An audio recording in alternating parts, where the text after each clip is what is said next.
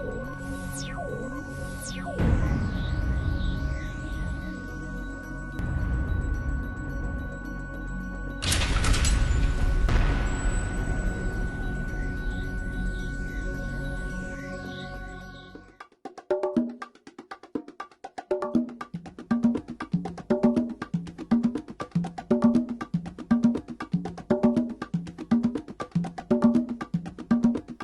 to Africa Express. Today we are going to the tribe of Samburu in Kenya. And the story you are about to hear would shock you. And at the same time, I think it's a bit interesting because my guest today,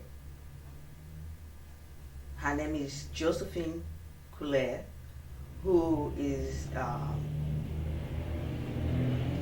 human rights activist. Tell us about your first rescue when you started. Yes.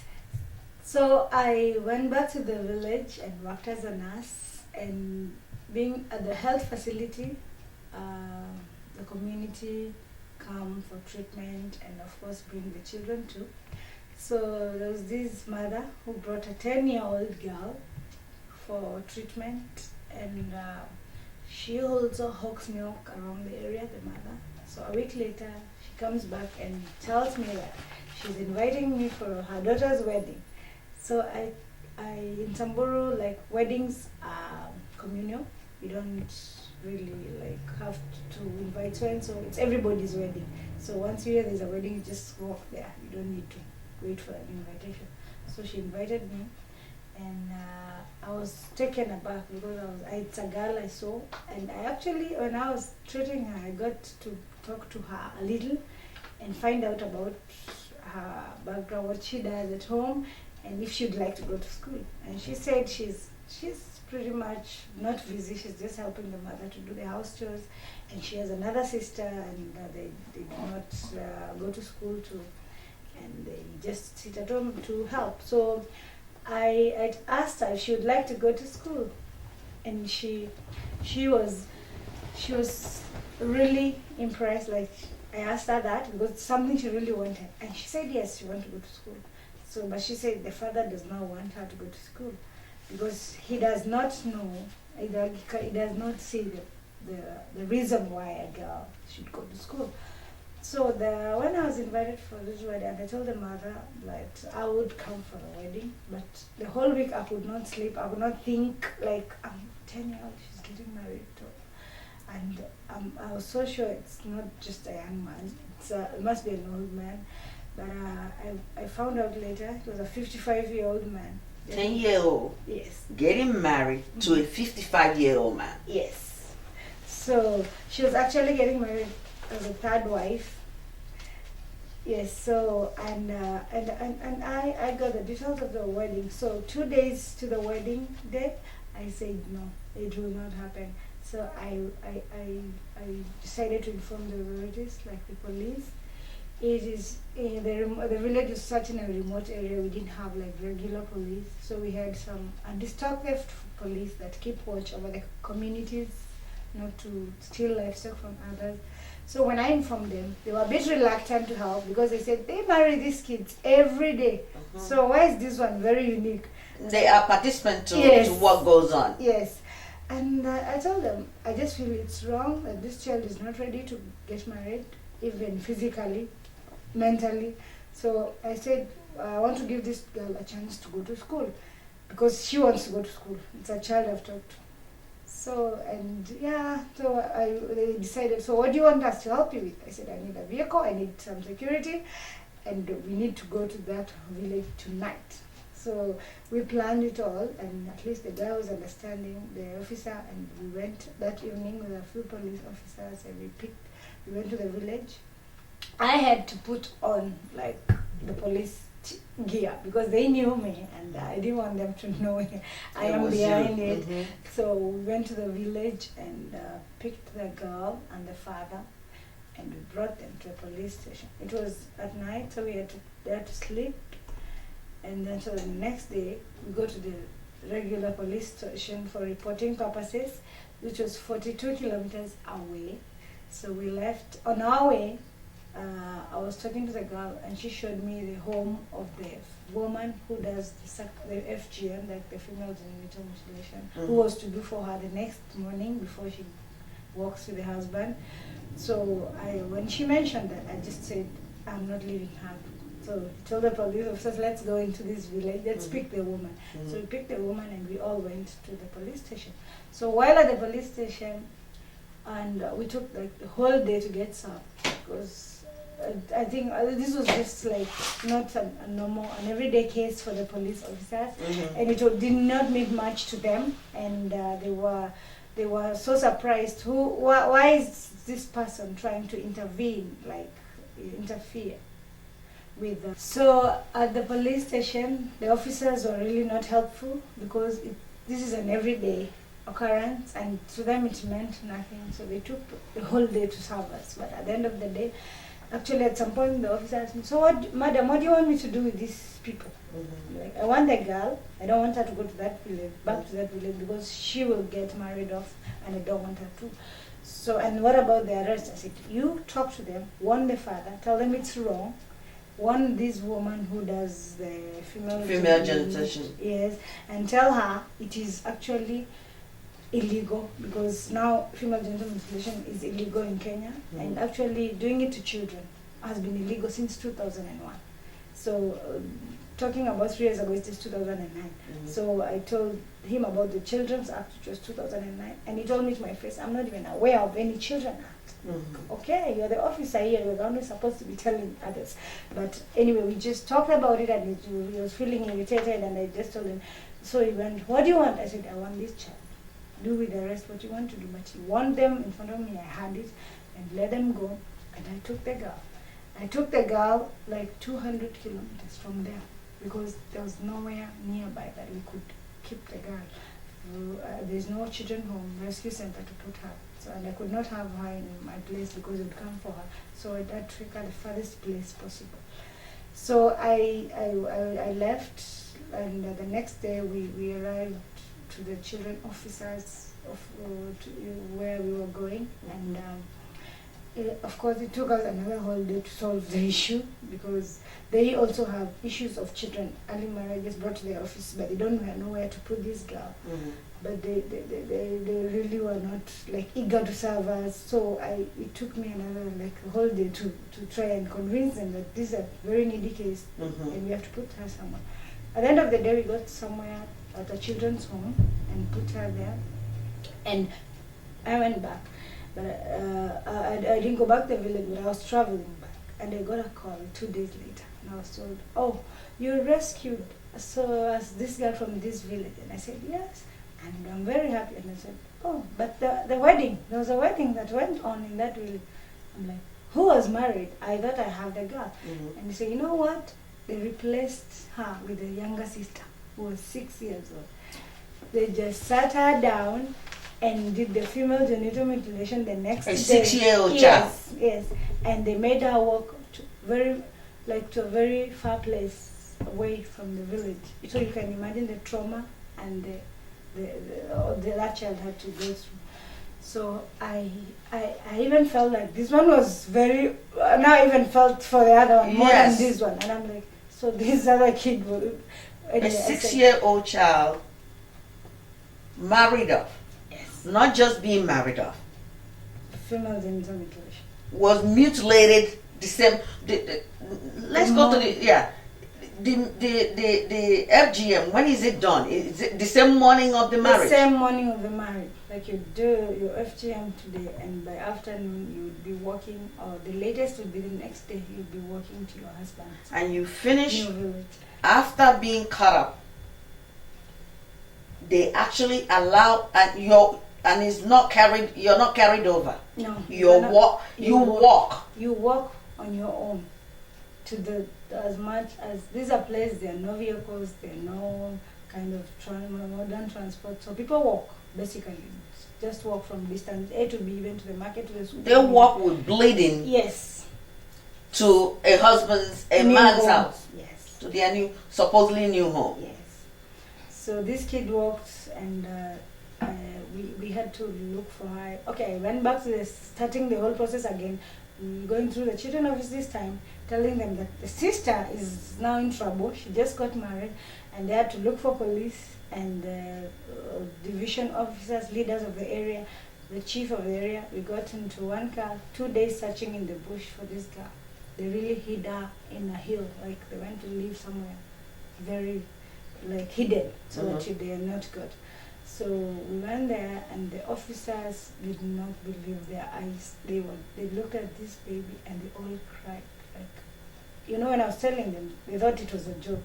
But when they saw the girl, they just overwhelmed, and they cried, they really cried, and they said, no, this is wrong. So we took the man, and the husband took off once because he saw a vehicle coming.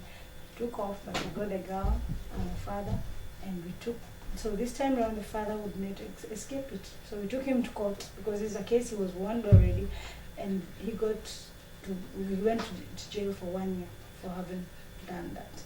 So that was the first rescue I did, and luckily the other day on Women's Day this year on March, we just did a reunion for them.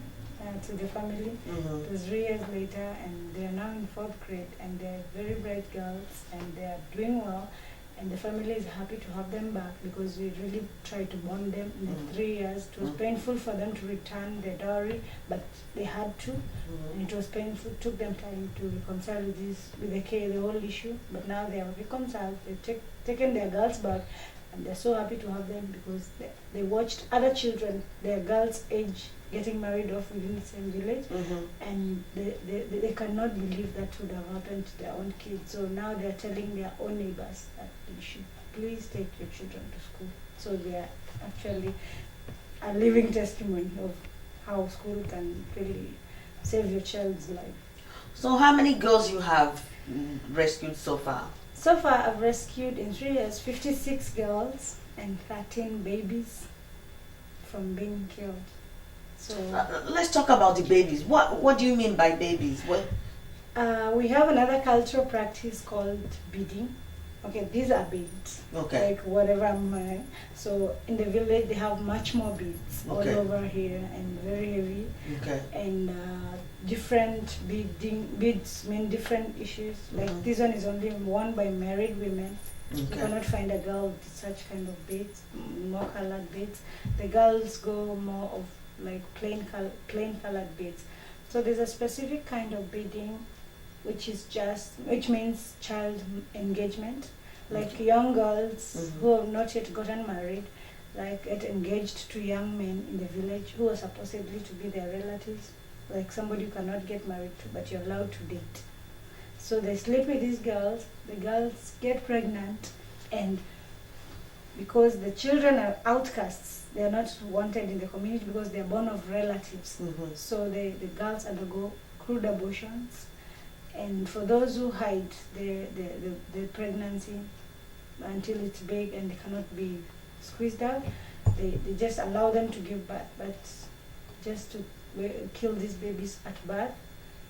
Or those who are very lenient, they just give them away to the neighboring communities who don't care about having babies.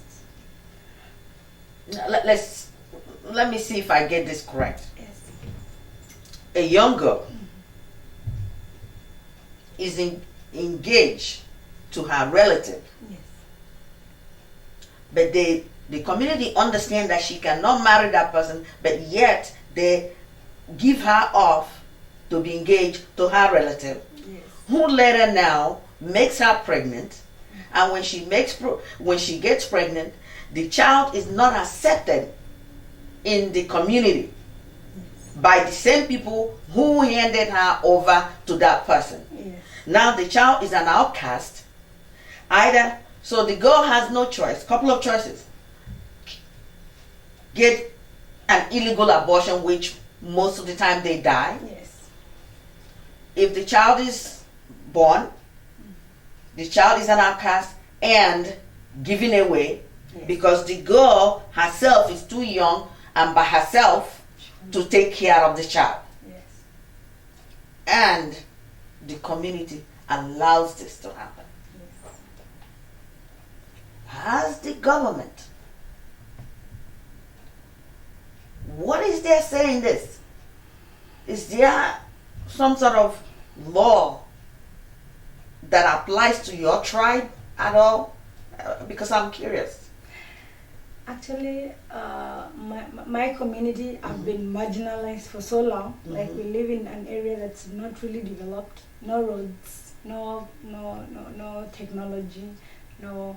So I just believe that even the leaders they vote in big offices like the ministers and the rest, they kind of really don't even understand these communities. The only leaders they're close to is their local leaders, like the councillors, the councilmen, who are not after like educating the community. They're just after the votes, and sometimes they feel like if they do civic education to like empower this community, they might lose their votes by telling them the truth. So they would rather watch them do all this, and they know it's bad, but they just don't take much action towards anything involving community, especially cultural practices. Some I've worked with a few, but they do it under the carpet. Like they really don't want to be seen by the community doing it. Sometimes I tell them to organize for me for a meeting forum in the community, and they say no. If they know it's about this, we are not gonna get votes. We are not be voted. They won't vote for us. So why don't you just like find your own way and do your meeting and don't involve us? So it's like they're really and the worst they don't help out. Yeah, they don't help out. And the worst part is some of them, their own relatives are undergoing the same things, and these are the leaders of the community. So sometimes I fight even up to them. Like we get loggerheads with them because I find that a leader has just, so we had to intervene at some point. Like some chiefs had to stop working because they marry on off their own daughters young enough to like in second, third grade to other men, and they are doing this as a leader. So what will the other community do? If the leader is doing it, why would he stop somebody else who is practicing the same thing? Exactly. Something I want to ask you. The FGM, what is the typical age of it being done to a girl? Okay, mostly in Samburu, they prefer that a girl undergoes FGM before marriage, like on the day of marriage, because that would be the ideal. So typically means you undergo FGM when you're getting married. So as I said before, you could get married from the age of 8 and above. So it's 8 that you get FGM. Sometimes the few girls that go to school, because girls, it's not a priority for the girls to go to school, and the few that go are very lucky to finish. So for the few who go to school, sometimes they do it on them, so that, because in Samburu community you're not allowed to have a baby before you undergo FGM. So if you get pregnant today, and then in a few months your stomach is protruding, the community has to take the girl and do an FGM so that she's legally allowed to give birth to this baby. Because if she gives birth, whatever, for example, this is a girl who is not engaged to anybody, and she gets pregnant, and she gives birth with anybody else, and she has not undergone FGM, that baby is an outcast. So they'll kill the baby. They'll kill the baby? Yes. Because the mother did not undergo FGM. So even when she is pregnant, she can go under FGM. And they still go and do FGM while she's still pregnant? Yes. They can do FGM any time of your pregnancy. Sometimes they do it like a month to you're almost delivering, and they have a month to go, and they do it on FGM, so long as you don't give birth before a baby. That person can bleed to death. Yes, I know. Now, this FGM, who does this stuff? Mostly the older women, those that have been practicing for so long. So they do it until they lose their eyesight. So they recruit other younger women. So it's basically the women in the community that do FGM. But is it sanitized though? No. You're a nurse, that's why That actually in the Samburu community, you're supposed like to be very brave, like to face the night, like just as the way the men are circumcised, like they're not supposed to flinch. Even the girls, sometimes they do when they circumcise the boys. It's done outside. Even for the girls, it's done outside. For some communities, they do FGM inside the house, but Samburu do it outside the house. Like they typically, there's a crowd coming to witness girls. Girls being cut up. Yes, and they just, you're laid legs apart there, and the whole crowd is there watching, and you're not supposed to flinch, like even blink your eye. And and then that means you're brave and you're ready. You're brave to be cut up. Yes, you just got transformed from a girl to a woman. So that.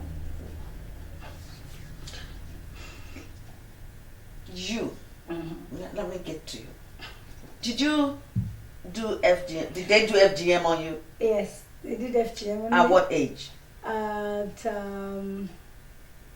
how old was that? I was 12 years. Yes, I was 12 years old. And my dad had passed on earlier on, like 1 year early. And they had to do it to all of us, and me and my 3 sisters, and it was done on broad daylight, like at 4 in the day, 4 p.m. So it was done outside, and the whole village, the whole community was there to watch, and you would not resist. You'd say no. I wanted to refuse at some point, and say, where am I running to? We're in the middle of nowhere.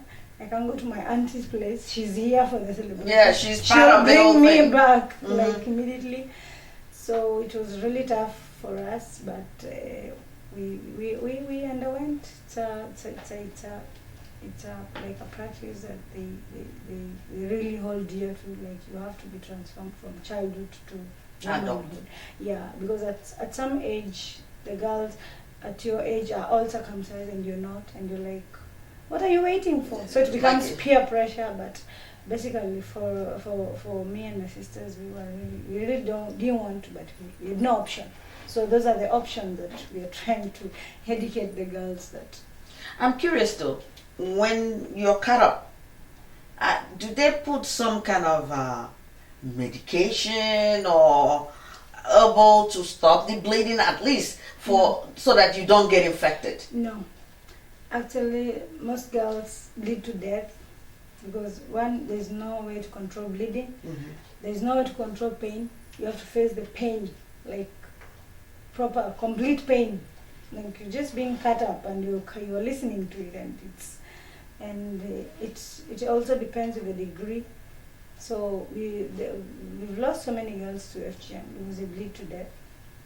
And they cut and we know that the female reproductive system is very, like, there are so many blood vessels. Yes. And it really bleeds a lot. If you just put a slight cut, leave alone the FGM. So girls really go into shock, and so many of them get infected in the process. And even as I was working as a nurse there, they were bringing girls who have been infected after FGM, and you get to treat them, and so it's just because it's just so many complications, like there's so many defects on the the nerve damage and all that from. Yes, actually the worst part of FGM is delivery. Like when the girls reach the age of delivery, we have a case of one girl who was married at 12 years, and before we knew it, she was pregnant, and she could not even like push the baby. And home deliveries are 100%. They only take complicated deliveries to hospitals. Yes. Maybe a baby cannot come out. Maybe because the girl is small and they cannot deliver naturally, and they had waited too late. She's gone into labor. They have tried all the best. So by the time they reach hospital, the mother and the child are gone or dead because it's just too much. They're tired by then. Yeah. So the girls really face a lot of delivery complications, and most of them get fistula, like the connection between stool and urine, and so they get infected, and we have so many fistula cases in Samburu because of FGM and home deliveries. Isn't there also increase in HIV infection to these young girls because they're married to these people that are one older, that been around, have multiple wives, you know? So yes, HIV is also an issue. For some time now, for some reason, maybe it's just because they have not been so much exposed to the cities and everywhere. But the HIV has been low in the community, but it's there now. Like it's really there. But at the rate of the polygamy, like having so many wives and all these other practices, it's now spreading at quite a high rate. So I think with education and all other information, we can really reduce the rate, like basically, because like the boys share a knife, like all the boys share one knife for one knife for the whole circumcision. Yes. So that's a way of spreading HIV. Yes. At least the girls each uses their own blade. Those who can afford. Okay. In some families they share even one blade for the sisters, and this woman has long fingers, could be carrying stuff from her long nails. So when she does it to many girls in one day or something, could infect the others. So definitely HIV is there and it's an issue. So you were a child bride. No, you are married. I'm married. And you almost got married off. I almost? Early. Yes. Tell us about that. Well, my story is interesting because after my dad passed on, I got circumcised I got FGM at the age of 12, and then from there on, now the men in my village, because it's a patriarchal society where the men say everything and the women have to listen. So my uncles, who usually take over after their brother dies, and their uncles take care of the family life. So they told my mother, we have 3 girls in my family, and they told my mother, these girls have grown and they need to get married like everybody else. Everybody else is getting married, and what are they waiting for? So my mom was also married early at the 2nd year of high school. So she had sworn that our children have to finish like schooling. So she made sure that we went to school. She fought for us, and every year I come home for holiday, and they tell me that oh, you have a suitor waiting for you, and you're getting married. I'm like, no, I'm not ready. But my mom fought for me all this time. At least she wanted me to finish high school. That was her goal. If there's nothing else, at least high school. So when I finished high school, there was this very rich man from the village who wanted to marry me off, and everybody thought, now this time around, Josephine will not escape this marriage. She's getting married. So they planned the wedding, and I got to know about it like it was 2 weeks to the wedding. It was 2 more weeks to the wedding. But there's something about the wedding. Yes. The girl don't get to know yes. who her suitor is or when she's getting married. Yes. Actually, they don't involve the mother in the negotiation because she doesn't get anything out of the dowry. Then the girl doesn't know who's getting married to her until the day of the wedding. So you can have been married off to a cripple, a blind man, a madman, and the poorest man on earth, but you're getting married to somebody. And that's what they teach girls from as early as 2 when they start to speak. Like you're only a woman when you get married. So that is what girls grow with in the community. Like I'm only important if I get a husband. So it doesn't matter what kind of husband you get. So even if it's a poor husband, they can donate cows and give it to the family of the girl. So my story was, when I finished high school, they really wanted to marry me off now. It was too much of learning, like they felt I really... Too educated. Yes, too educated. She's too much. She's really way... My colleagues, my former classmates have already gotten married by then, and they already have children. And what are you waiting for? So that's what they tell me. So when they told me about this guy, because there was rumors that Josephine is getting married to this guy, and I'm not even aware about it. So later on, 1 week later, they just called me like for a meeting, and they said she's been stubborn for these times around her and our mother. We have to call her, the men of the village, the elders, we have to call her and inform her that now it's time. She has to get married, and we've found the best man for her, and he's rich, he has what we want, and she has no problem. She's getting married in 1 week's time. So they called me for the meeting. These were 8 men and my mom, myself, and the man getting married to me. And he would, and the man would, like, now it's like just a meeting to inform me, like, we this is the husband. Actually, they were courteous to let me know. This is the man we're getting married to. And as you know, he's rich. And as we just want to inform you as your fathers that we have been given everything that we require for the dowry negotiation, and everything else is been paid, and we are good to go. We're just waiting for the wedding. So you prepare yourself and your mother here, you're getting married on this date. And I look at them and I'm like, really? Okay. So I am the bride, he's the groom. I don't even talk to this guy. At least I've seen him in the village. I don't even. So how do you want me to marry? Okay, fine. They just told me that is our arrangement and we are finished. And I said, you finished? Okay. And then I said, and I'm starting. 1, 2, 3. And I told them, you're 8 men.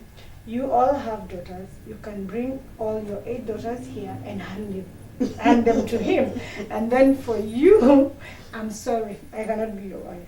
And then my mom was just shocked. She held her mouth because you're not supposed to, like, as a woman, you're not supposed to talk. Yeah, in the woman, you spoke for yourself. Women in the village, you're not supposed to talk to men. So you're just supposed to listen only, not to talk. So they looked at me and said, she's insane.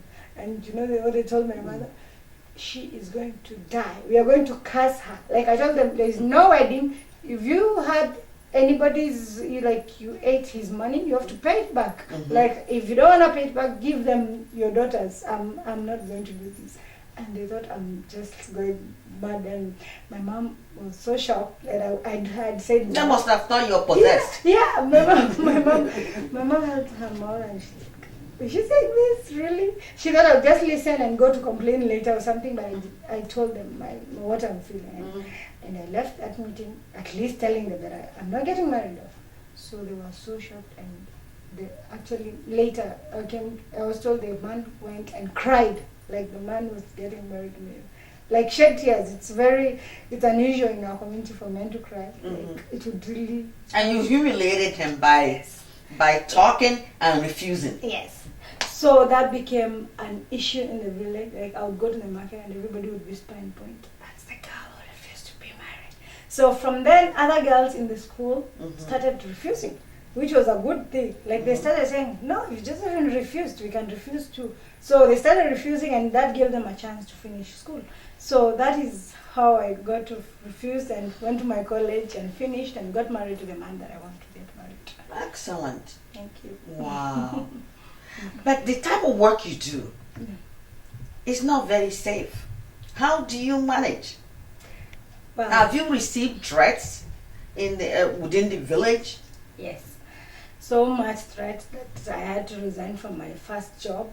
I had to leave my job and go and look for another job just to be safe, but still with the idea of continuing to help the community. Yes. So after the first rescue that I just narrated, the sisters and the community became wild. Like, why is she interfering with our culture?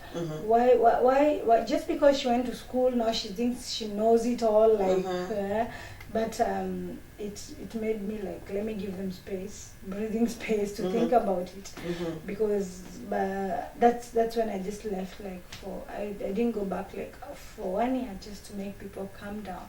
But I kept rescuing girls. Like I would care calls, and I didn't have to go myself. Like the rescues that I've been doing, I go with the police, as you saw maybe as I was narrating to you that I'd go with the police officer and pick the girl, because I would not do it alone, because it's very dangerous. And then sometimes the girls are brought to me, or they are brought to the nearest schools, and they get calls that this girl is in danger and she would like you to help her. So that is how the different ways I've been rescuing the girls, but the community was wild by then. But now, after rescuing a few girls and having them go back to the village, and after they have seen that their children are safe, so that we are going to take them somewhere else. Yes. Yes. So they are now like comfortable with it. Like they're okay. They're talking about it. It's creating an impact. Like they are really discussing it. Like I think we should give children a chance to go to school. So issues of early marriages is okay. It's still happening. I'm not saying, but it's being discussed. But it's being discussed. Like the word is spreading very fast, and you know, in the villages that as much as we don't have modern technology, which just came for all everybody else, word spreads. Like I'll go to another corner of the same community and pretend like. And like at least they don't know me now. I want to know what is going on, and they start narrating a story of a certain lady in a certain community was rescuing girls, and I'm like, oh really? So when they narrate the story, and I know exactly they're talking about me, and they might not know my name, but they know there's somebody doing that somewhere. So at some point they would even threaten their own relatives, like, I'm gonna report you to so and so if you're gonna remove your daughter from school to marry the mom. So that makes me feel proud, like at least people are discussing it, and then even the leaders in the community, they know that I'm so passionate about it, and they call me anytime, especially the chiefs, when they have brought these babies that they want to be killed, and some well-wishers just bring to the chiefs and say, please. You mean that children are legally being just killed? Yes. How do they kill them? They just take them? They have this tobacco, like the concoction of tobacco. You know the tobacco that they use for smoking? Yes. They take it, they use it in the village, like just for normal. They take it like they chew it, they snuff it, and they punch it to be soft. So the same tobacco, they just like make a concoction, concrete concoctions together, and they give the child, and the child is dead in a minute or a second. And they make the concoction and give it to a newborn baby to kill the baby. Yes. Because it was born out of it's an outcast baby. Outcast as a result of their own practices. Yes. Now your work. You have these girls, you have these babies. Do you get help anywhere? Okay. Because it sounds to me like you need help. Yes, I do need help. So far, as I've told you, I've been doing it at an individual level, and I say that okay, through God's will and well wishes that I've been able to meet. Some of these girls have got individual sponsors, like somebody would take up a girl and say, I'll pay her school fees, her tuition, to be in boarding schools, because some girls don't get places to stay, so we need to keep them in boarding schools all through. So I get well wishers to pay for that, and then a few more maybe through. I also get the help of the children offices and the government, because now they've come to realize that it's something genuine, that it's something helping the community. Yes. Because the children officers themselves get stuck with these issues, they don't know what to do, and they find themselves consulting me. So at least we are helping each other, like with ideas and things like that, and I actually sit in a few we call them area advisory committees of the children officers, headed by children officers. So we discuss these issues, and actually I have decided to register a non-profit in Kenya, which is called Samburu Girls Foundation, which is now the organization that is going to address these issues. Like it will not be Josephine addressing the issues. It's Samburu Girls Foundation that is following up these issues in the community. And one, it is the beading issue of child engagement. And we have the FGM, and we have the early forced marriages. So those main three issues, and most strategies will be like civic education, talking to the communities, trying to show them that this is wrong, this is the right. We love our culture, we keep the good part of it, and we leave out the bad things that we are doing to our own children. So, and also try to show them that, okay, things are changing. Like now you have to have at least a basic skill for you to feed yourself. So you don't only need to sell girls to get dowry, like for your economy. You can do something else. So those are the bits the Samburu Girls Foundation wants to bridge this gap between information and the education. So now you have a website, do you? Yes. Could you tell us, if somebody wants to look you up, the address of the website? Yes, it's www.samburugirlsfoundation.org. Samburu. Samburu. As in S-A-M-B-U-R-U. Yes, so Samburu Girls Foundation. Foundation. Yes, so you can read about us. It's a pretty new website. We are also setting up the PayPal and other For donations. for donation buttons. But if anybody wants to donate, they can get directly in touch, and we can tell them other ways they can be able to assist. So it is www.samburugirlsfoundation.org. Yes. Yeah.